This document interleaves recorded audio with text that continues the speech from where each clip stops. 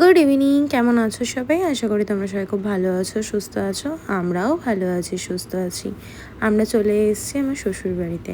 আজকে এই পাড়ার ঠাকুরটা বিসর্জন আছে, তাই আমার শাশুড়িমা ফোন করে বললো চলে আসো। এক জায়গা থেকে ঘুরে আসলে বাড়িতে তো অনেক কাজ থাকে, সব কাজ সামলে আমি আর সকাল থেকে ভিডিও শুরু করতে পারিনি।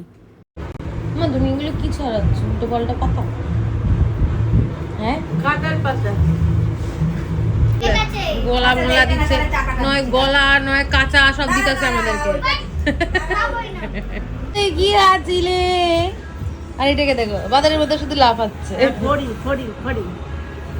দেখো দেখো দেখো, প্রতিশোধ নিয়ে নিল, দাদুকে নিয়ে নিল।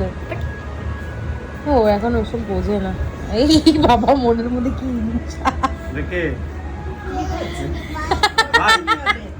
দিদি তো দেখিস বাবু, লেগে না যায়।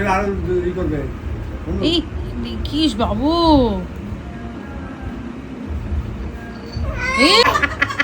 তোকে দেখে আসলো। কি টেস্টি।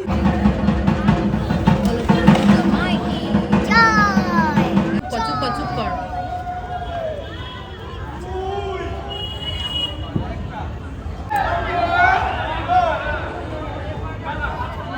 ইমা, তোল পড়ে যাচ্ছে কেন?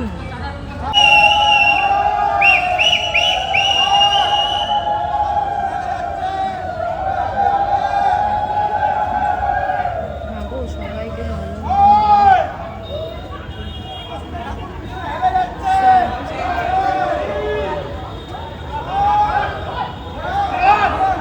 চার ঘুরাস না।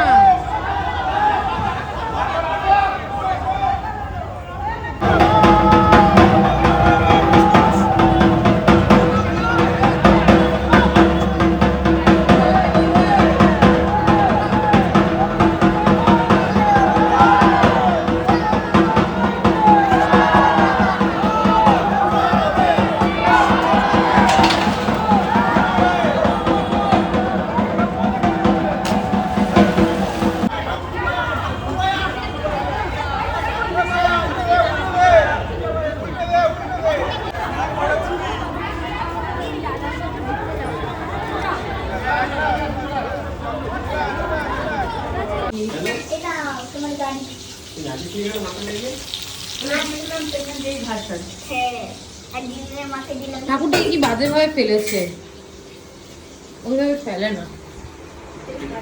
তোরে দেখো, হাফের বেশি তো চিংড়ি আছে। হ্যাঁ, ভেজেই দিলাম। আমার পাতে এক গাদা পড়ছিল, আমি দিয়ে আমি খাবো না নাকি? খেতে হবে না। কে শেষ কথা বরাবর দেবে।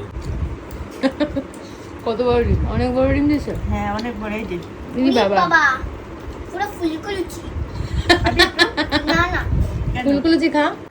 মা, মা তুমি আর আমি আজকে ম্যাচিং ম্যাচিং ম্যাচিং হয়ে গেছে। এত খাওয়া হয়ে গেছে, হাঁটতে কষ্ট হচ্ছে। হাঁটা যাচ্ছে না কেন বলো তো? ছেলে এত খাবার উপর খাওয়া না। চা বিস্কুট, আবার নিমকি, চাটা কিন্তু হেভি করেছে। তারপর আবার শুরু হলো নিমকি, পকোড়া। আর তুমি পকোড়া খাওনি? আমি খাইনি, কিন্তু এত খাওয়ার পারা যায় না। দু রকমের বিস্কুট, নিমকি টিমকি এত কিছু দিয়েছে তো, তারপর আবার ভাত, ডিম, মাংস, চিংড়ি মাছ ভেজে দিয়েছে, আবার অনেক কিছু। এই প্যান্ডেলের মানে ঠাকুরটাও, দাঁড়াও, এই প্যান্ডেলের ঠাকুরটাও হ্যাঁ বিসর্জন হয়ে গেছে। প্রত্যেকটা প্যান্ডেল এত খালি খালি না, মনটা খুব খারাপ লাগছে। আবার 380 দিন পর মা আসবে, অপেক্ষা।